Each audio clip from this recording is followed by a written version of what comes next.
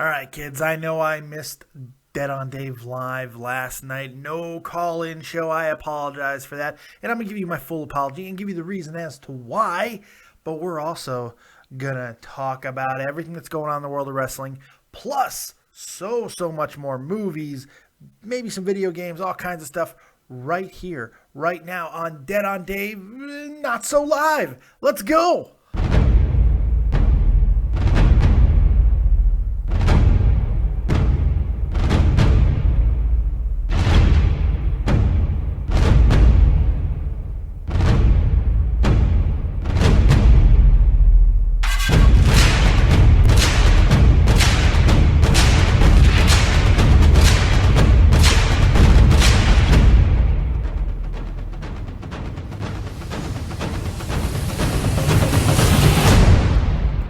What's going on, everyone? It's your boy Dead on Dave. Welcome back to the channel. And if you notice, I look the exact same as I did in the video that you should have already watched. I just did a very detailed video on why I think Solomon Crowe did not work in WWE. So you make sure you check that out. I'd probably put in a card or something. So go check that out. But you guys are here because I did not do Dead on Dave Live last night. And with the NFL in full effect today, it doesn't make a lot of sense to go live and compete against the NHL or NFL, because we know that only hockey fans would dare to dream to do a live call-in show against the NFL. Who does that? Oh, right, that's right, my buddy Tommy C over at Schaffner Point Live today, 3 p.m. Eastern Standard Time. Go check him out. Don't miss it. Don't miss it. He's going to talk about everything that was in the week of hockey, but not as much anymore because it's just going to be whatever that means. That's my way of saying shock jock is he's going to shoot you in the face. He's going to shoot That's right. There you go. All right. First and foremost, I am sorry. I am heartfelt sorry for missing Dead on Dave Live last night. I went to a party, got drunk. God, I sound like a, what's her name? I went to a party last Saturday night. I didn't get laid. I got in a fight. It ain't no big thing. Lita Ford. No. I didn't get laid. I didn't get into a fight because it was a bunch of old people. But I went and I had a good time. A little bit too good of time, my wife would say. And I got a little drunk, and by the time I got home, I didn't feel like doing anything except sleep and maybe pee on myself. But I didn't do that. The second part. I did the first part, not the second part. Anyway, to show just how sorry I am, here is Steve from Blue's Clues dancing without any effects. Yeah. That's magical. That's magical. And if that doesn't show you how sorry I am, there's nothing that will, because this is magical. This is absolutely life-affirming. It's so good. It's so very, very good. So there it is. There's my apology. There you go. I can't apologize any better than that, can I? Let's watch it again. Steve, dance. Dance and show them how sorry I am. It was sad with the effects, but look at... The funny thing is, this is how I dance at the club. This is almost identical. It's about as close as you could possibly get. How good is that? That's so good. All right. So look, we got a lot to get into. We're going to talk about so much. So let's go ahead, quit gilding the lily, and let's start the show. Not Dead on Dave Live, but still we're going to talk about all kinds of stuff. Let's get into it. All right, so everything in the wrestling world is kind of up in flux right now. I mean, we got people leaving companies. We got people joining new companies. We got guys jumping over from New Japan not being happy about that. There are so many things going on, but not really anything going on. It's kind of been a slow news week in a lot of ways. But I think the biggest thing to talk about is just this new status of WWE. I mean, things are kind of all over the place right now. It's kind of messed up because I think a lot of us, and I'm trying not to full on pick my nose, but I got something really bad happening. And a normal person would just pause, and considering I've already done it during this very episode, I probably should pause, but that's what I'm going to do. Anyway, I knuckled it. I knuckled my nose hole. There you go. Knuckling the nose hole for all of you people. There you go. with everything that's happening within the WWE, it's just kind of weird that more isn't happening. Like, you would expect bigger sweeping changes to happen, but this is kind of WWE's move nowadays, is to be minimalists, to not make huge changes, but a bunch of little ones to kind of hope to elongate everything and stretch it out and kind of distance themselves from any fathom of a problem. Like, you can't even start to really hone in on what's wrong with the WWE because they're not making enough big changes to acknowledge they have one. I mean, sometimes denial is the best strategy, but I don't know if that's the way to go here. This whole situation is so weird with everybody that's gotten hurt recently. I mean, it's every day another big star gets hurt, and it's like, what the hell is, what's going to happen next? And instead of panicking, making a major signing, bringing back a major star, even though I do think Brock Lesnar is probably going to end up returning sooner now because of this entire situation, instead of doing any of that, instead of rushing somebody up from NXT or bringing someone up before they intended to, instead they kind of stay the course and just shuffle some players. And we're seeing that more with this whole situation with the Authority, which is interesting because it's the Authority, but it's not. For the first time, it just seems like the Authority is being built without the full swing arm of Triple H and Stephanie McMahon. Now, yeah, they had something to say at the beginning of the show, but the rest of it was dictated by the new 3 members, presumably. We're assuming that all 3 of these are part of the Authority. I mean, it's pretty safe to say that Sheamus is, but the other 2, Rusev and Barrett, I think it would be very prudent to bring them in to the Authority and have them kind of running things as a European Union. It could be, there's so much potential there. And I think it's time to find out exactly what you have in some of these guys who've been around for a while and haven't been, like Sheamus, you know what you're going to get out of Sheamus. Sheamus has been to the top of the mountain. He's been a top 3 guy in this company before. We're pretty sure he can do it again because when he goes full ruthless, he is a very interesting guy. So we'll see if he's able to make this championship run, worth something. The other 2 are a little bit more wild cards. Rusev has been up and down all over the map. He has a albatross of a problem in Lana, who seems to really always just try to make the focus go back to her. The more the situation with Lana and Rusev, the further we get from it, the more I really do believe that she leaked all that information about their engagement because she, not he, was unhappy with the fact that they had been separated. And this was her way of tanking that entire situation. I think that's why she got so much heat on her, and I think ultimately it's going to lead to more problems for Rusev. It's unfortunate, but look, you can't go into business for yourself. You can't act like a petulant child because you've been split up from your manses. It just doesn't work that way. And that's what it seems like. Now, I could be wrong about that. And some people are like, well, how dare WWE suspend or get mad at people or give heat. Well, that's the thing. They haven't suspended anybody. They haven't done anything. There's heat, supposed heat on Lana and maybe Rusev because of the situation. But how dare there be heat on them because of a storyline? Well, wrestling is nothing but fantasy. You guys are the same assholes who yell, wrestling's fake, fat fuck. Oh. So, I mean, it's stupid to me that you're going to sit there and say one thing and then be like, well, she's outing the fact that she's actually married to him. Oh. Well, do you not forget that you're the ones who's always telling us that wrestling is fake? You got to stay within the storyline. That's like, this is akin to, Supernatural. Jared Pollard, you know what? Let's go with Jensen Ackles. His name was much easier. The guy who plays Dean. Let's say he gets into a love interest situation in the show.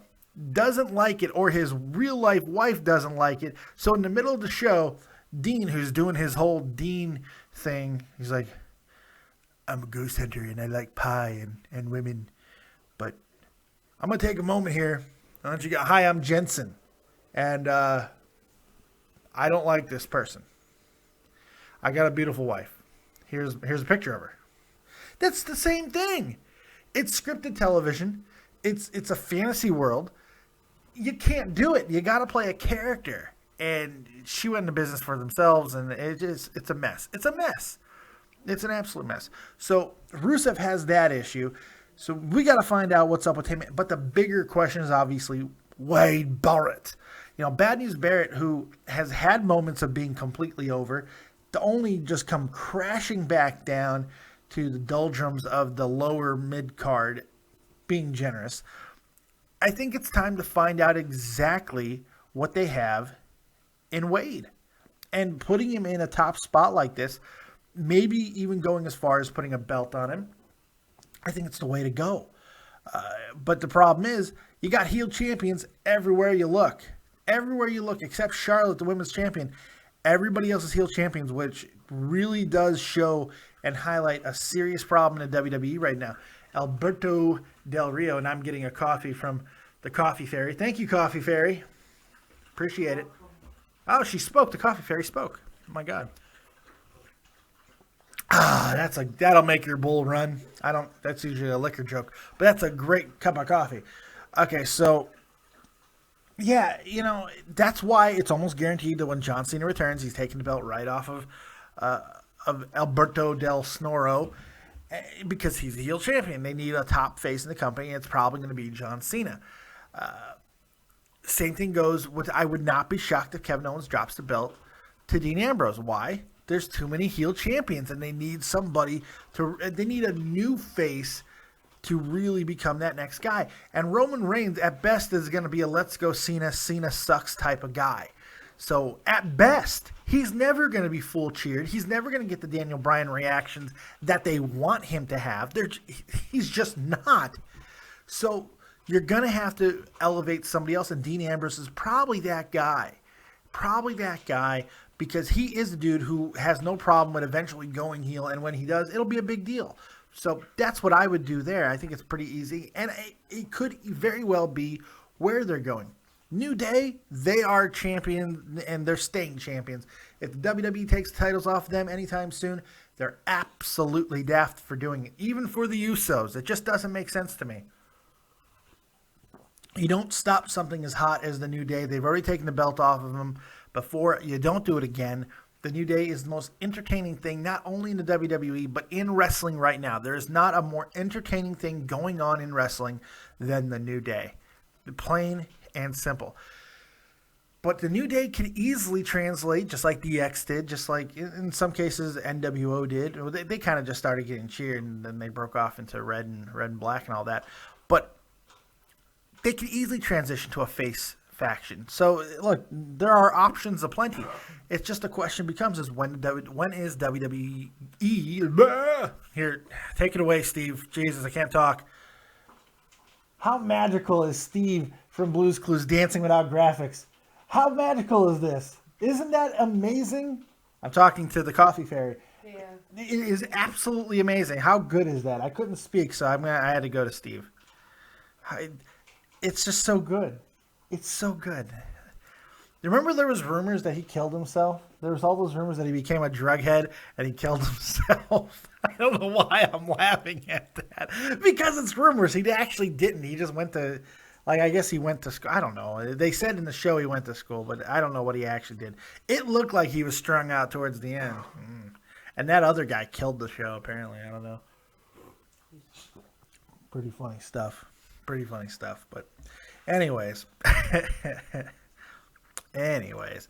Yeah, so I forgot where I was. But yeah, the WWE is in a state of flux, and it's going to be interesting to see where they go from here. The other WWE thing I wanted to talk about, I know I'm delving into some very rough waters by doing this. I've now watched the Eva Marie Bayley match on NXT 5 times. I've watched it 5 times, and I'm trying to see where the people who have a serious problem with this match have a problem with it. I'm trying to see. Were there a couple spots where Eva still looked a little bit lost? Sure. Somebody was saying that she forgot to kick out at one point. No, I don't think that was the case. Look, I think the people who hate Eva Marie, and justifiably so, man, I have shit on Eva Marie, even though I'd like her to shit on me. I've shit on Eva Marie, and ad nauseum for everything that she's done wrong. But this is not one of those times. This match was really good, and it had little to do with the in-ring action. It was a good match between her and Bayley. Bayley, really busted her ass to make Eva Marie passable. But here's why I'm going to defend the match. And I'm going to defend it again, and here's why. Because this is a perfect example of how good storytelling in, and more importantly, out of the ring can make almost any match unbelievably intriguing.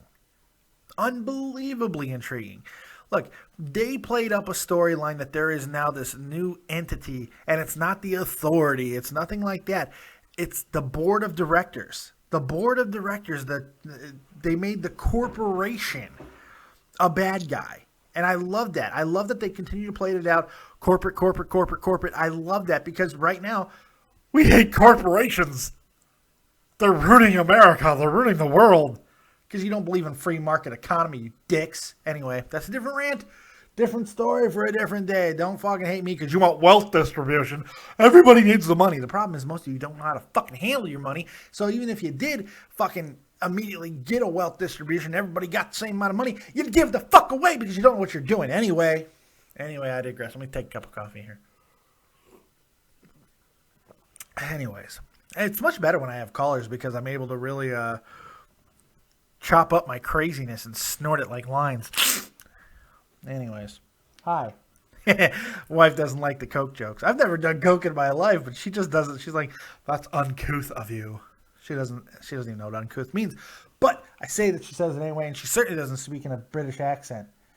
We're dog sitting this dog, and she's ridiculous. I'm just saying. I'm all over the place. Anyway, so I'm going to defend Eva Marie, and I'm going to defend that match because the storytelling I thought was really, really solid. I really believe that. I thought there was a lot of good stuff going on in the ring, but it was more importantly the outside of the ring stuff that made it intriguing. The crowd seemed to be in it. Yes, there was some Eva Marie yelling and chanting. Of course, there always is going to be. And the fact that they pivoted away from her now a little bit, it seems like, and are going to either just straight up Nia Jax or Nia Jax and Eva Marie. It's interesting to me. Look, Asuka is doing her thing. She's working her way up the card. They could put Asuka straight in with Bayley, but that's face versus face. And let's face it, WWE just doesn't do that. So they got to figure something out while they're developing some of these new people. With Athena making her debut, I believe this week or next week, there's all kinds of interesting things that are happening within the women's division down in NXT. So we got to let time for it to develop. And look, the reality is this too. You got to let Eva Marie at least have a chance, a full chance. And look, a couple of months is not a full chance to be seen if she is going to be something viable in this division. Yeah, it is. Look, she is why a lot of people hate wrestling, because she is this figure that draws so much heat and doesn't have to do a lot to do it. She's on reality television. She's unbelievably gorgeous. She attracts the world. And I think a lot of people are resentful over it, and I think you kind of got to let it go. Let it go, let it go. Eva Marie is not a hoe. Anyway, let's move on from the wrestling, and I know that'll be a lot of clicking off for you people. Vladimir Klitschko. We're going to go into the world of boxing. Vladimir Klitschko's 9.5-year reign as the heavyweight champion, presiding over the most boring fucking time perhaps in the history of World Heavyweight Championship boxing, holy God, has come to an end. It's over. Tyson Fury, who 27, 28 years old. He's a young guy. He unanimously decisioned, is that the proper term? He beat Vladimir by unanimous decision after just a very one-sided fight. Very, very, very one-sided fight, where it didn't look like he had much of a problem going through Klitschko, and it's kind of weird, Look, it seemed like Klitschko just came down with a very severe case of old in this match. He is 39. Sometimes it happens. It sneaks up on you faster than you'd like. And Tyson Fury is a good fighter. He's a good fighter. He's younger. He's a good fighter. He's a big guy, just like Vladimir. So he's a good fighter. And he got him. Now, it's not Vladimir or Vitaly Klitschko's fault that they were so dominant. And it's also not their fault that there wasn't a lot of viable contenders in the heavyweight division. But hopefully, with this shakeup, with Tyson Fury now being champion, hopefully there will be some new matchups and maybe some younger guys getting into the mix. Or maybe we're going to see a 10-year run out of Tyson Fury. I don't know. It's going to be quite interesting to see. So I think the question now is what's next? And the reality is there's going to be a rematch. And not only did his managers, Vladimir Klitschko's managers, say that there is a rematch clause in it, you just have to assume that it's a big money fight. It's probably the biggest money fight that the heavyweight division has had in a very long time. This fight happened in Dusseldorf, Germany. Hell, I live in the fucking country. Here's Steve. Here's Steve. I can't speak. Don't speak because I am retarded. Don't tell me because I'm butthurt. All right, Steve, thank you for dancing. Take it away. Take away my pain. I'm very singy. I'm very singy today. I'm hungover. I'm hungover and I'm tired. Leave me alone. Some people are going to really like this show. Some people aren't today. And I look forward to your letters. Anyway. This fight happened in Dusseldorf, Germany.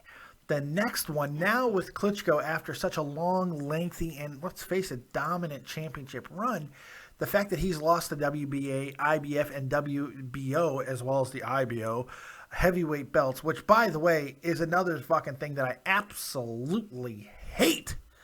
Hate about about boxing, all the stupid belts. One heavyweight champion, that's all I want. And we kind of have that now with Monsieur Tyson Fury. But the fact is that this big old Brit beat a legend. He beat a Klitschko, something that nobody's done in a very long time. And now, this fight doesn't have to happen in Dusseldorf. This fight can go to Vegas. This can go and I know some people are going to be like, oh, that's a bigger stadium. And blah, blah, blah, blah. Big fights happen in Vegas. Plain and simple. You don't want to believe me? Fuck off. It's true. It's true and you know it. This fight should and could happen in Vegas. It needs to happen there because, God damn it, the heavyweight division needs some juice. Holy God. It needs like Jose Canseco size juice. Yes, that's a lot of juice. So I'm looking forward to see where this goes. I don't know if it's going to work out or not, if that fight is going to really get people into it. But it's going to be about what happens next. So that's what we'll be turning our attention to. Now, let's mosey on from the world of real boxing to fake boxing, where the big hit, the news, Creed hit the box office and is absolutely tearing up the box office and getting outstanding reviews from both viewers and critics alike. Everybody seems to be happy with Creed, and if you don't know what Creed is, go watch the amazing trailer because it really is great. Creed it's the continuation of the Rocky saga. And first and foremost, I want to give a little bit of props to Sylvester Stallone because the last Rocky Balboa movie I didn't think was particularly horrible. I know some people didn't like. I liked it quite a bit. And he could have made another one very similar where he was the main character. But knowing that the continuation of Rocky had to happen in some way, and obviously his son wasn't the best route to go, he had the foresight to pivot the whole series with him becoming a minor character to one of the most logical places he could have went. The son of his friend, rival, and blood brother, Apollo Creed. And it was, from what I'm understanding, because I have not seen the movie yet, it's an unbelievably big success. How big of a success? 5 days after its release, we're already talking about a sequel. It's going to happen. It looks like it's absolutely happening. The guy who played him, Michael B. Jordan, I love that. Michael Jordan playing Apollo Creed's son. Michael B. Jordan wants to do the role again. It looks like it's absolutely going to happen. And look, the fact is, give me more Rocky. I need more Rocky. Rocky is one of my all-time favorite series in history. I love it. How can you not love that movie? How can you not love it? It's Rocky. It's a great series aside from 5. Hell, Rocky 1 is one of the greatest movies ever made. Top 15, top 20, I think, in my book. And Rocky 4, it might be the most uplifting and inspirational movie in the history of movies. And fuck you if you didn't like it. You know, halfway through the match, I felt that you were changing. There were changes about how you felt about me and how I felt about all of you. And what I'm trying to say is if you can change and I can change, then everybody can change. Come on. Come on. Hearts on fire, demons rising high. Yeah. Come on, dude. Go watch Rocky 4 right now. If he dies, he dies. Come on, man. Oh, I got a little teensy fly. Anyway. Hi. Anyway, go see this movie. It's so good. Go watch Rocky 4 right now, because why the hell not? All right. I'm a TV guy. I love TV shows, man. I absolutely loved Dexter. I was a huge, huge fan of this show. But that show died a long and horrible, horrible death. It was just, it lingered. Look, the fact is, that show could have went longer. It really could have. But something happened where it got way too crazy. It got way too just bleh. And it died. It was terrible writing, terrible plot twist, and it died. And it died in a terrible way. With one of the most uninspired and uncreative endings. I mean, Dexter's a fucking lumberjack? Really? Really? A lumberjack? Of all fucking things? Is he trying out for William Regal's role?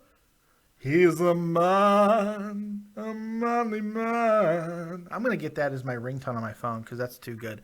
But anyway, there are rumors that Michael C. Hall is reprising his role, and not only is Dexter coming back, it's coming back to Showtime. And we don't know this for true. It could happen. It might not. And they're going to just kind of not reboot it. They're going to pick up where it left off, I think. Or maybe it's going to be a little bit of a spin-off. I don't know. But it's going to revolve around Michael C. Hall in some way, shape, or form. I don't know if it's going to be him taking on the role of, like, his ghost father that he had. His dark passenger, whatever you want to call it. He had his guiding light was his dad who taught him everything, his foster father. Could he take on some kind of a role in that way for another young monster, which I think is a terrible idea because they kind of went down that role. It never worked out. So, look, do you want to see Dexter back? I kind of want to see him back just so he's not in the Canadian wilderness being a lumberjack. That's not a good end for Dexter. I love that show. I'd like to see it. It has to be done in the right way. So we'll see if that ultimately does happen. Well, I want to know what you guys think, though. Let me know in the comment section below if you want to see Dexter return. Finally, I got one more story, and this one is kind of near and dear to my heart because I'm at the base of my soul. I'm a baseball guy. Love baseball with everything I have. And one of my favorite movies is Bull Durham. Love that movie. Crash Davis, man. The career lifer minor leaguer. You know, but people forget that things like this actually happen, where a guy spends basically his entire career in the minor leagues, does get called up for short periods of time, but just simply doesn't make it. He's good enough to be dominant in the minors, but not good enough to make it in the bigs. And we have a guy who is retiring now at 37 years old. He spent 20 years in minor league baseball, and he hit his record 433rd home run on August 3rd. And to surpass Buzz Arlett for the all-time home run lead in the minors. It's bittersweet, as Crash Davis portrayed by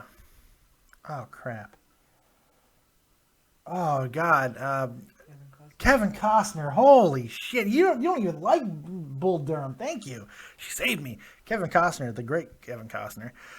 He goes, I think becoming the all-time leader in home runs in the minor leagues is a rather dubious honor.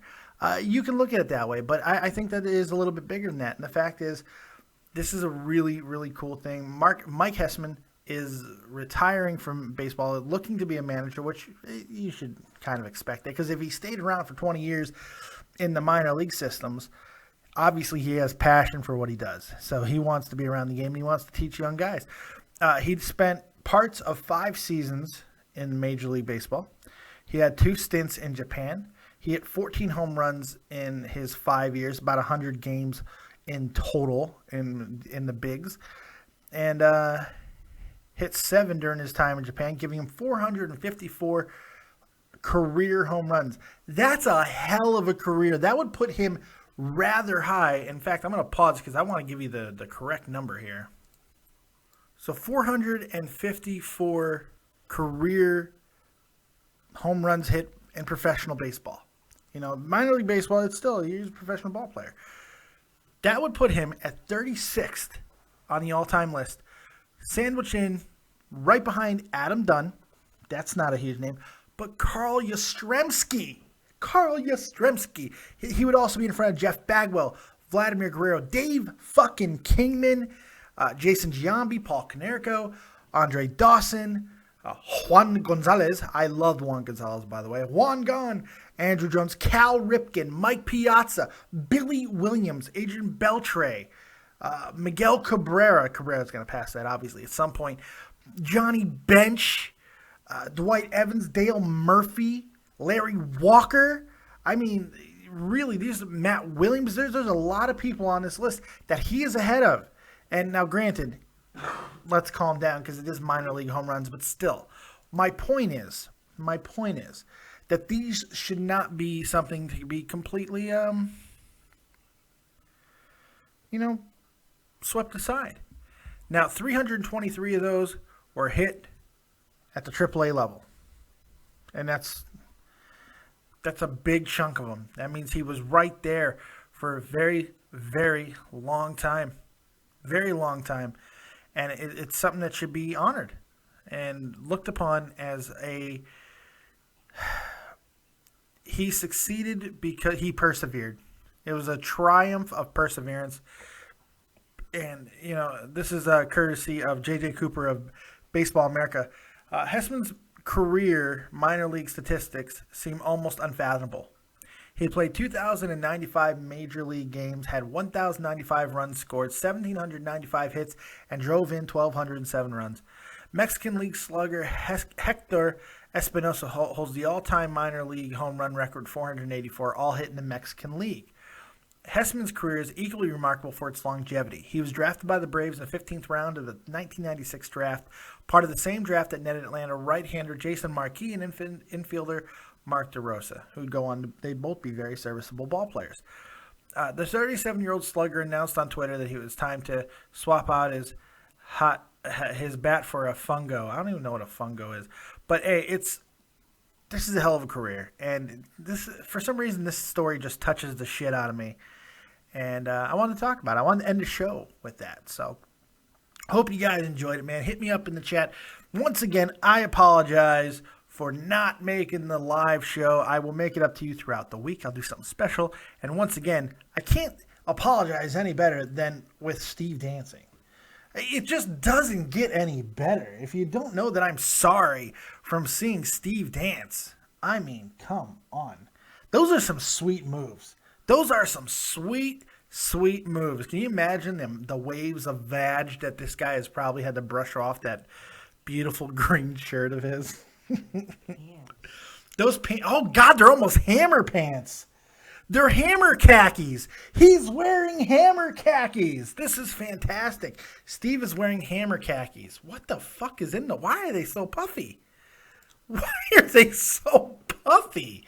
Those are great. Anyway, thank you guys for joining me, man. I really appreciate it. We'll see you tomorrow night on the live Monday Night Raw review right here on Dead on Dave Productions. Make sure you go check out Tommy C of Shop from the Point Live fame, the new Shop from Point Live. Go check it out, 3 p.m. Eastern Standard Time. And, of course, this show has been brought to you by Real Talk, Metaphor Messiah's new album, December 17th, Black Mozart. Make sure you go check that out. December 17th, 2015. Going to be available for digital download everywhere that you have, that a computer can connect to the net. So make sure you check that out as well. Thank you guys for joining me right here for not so Dead on Dave Live, but still a lot of fun. I hope you guys have a fantastic Sunday, and we will see you next time right here on Dead on Dave Productions. Like, subscribe, and share. You must do those things. They're very important to me. And we'll see you next time. Keep it copious, motherfuzzers. And as always, if you don't have talent, have talented friends. Thank you, Coffee Fairy. We're out this piece. Real Talk. Tell them what's going on. Okay, wait. I got to play. Now tell them. Every so often, a musician emerges that changes the landscape of their genre, changes the definition of what is, alters the rules set by those who came before. That musician brings with him music that shatters the image of the status quo, music that transforms, music that ushers in new inspiration, new ideas, and new life. That musician and that music is here.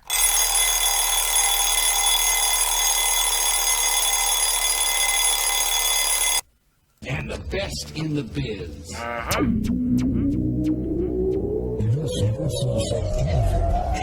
Evil genius, what up? Best in the world. December 17th, 2015. Real Talk, the Metaphor Messiah presents Black Mozart.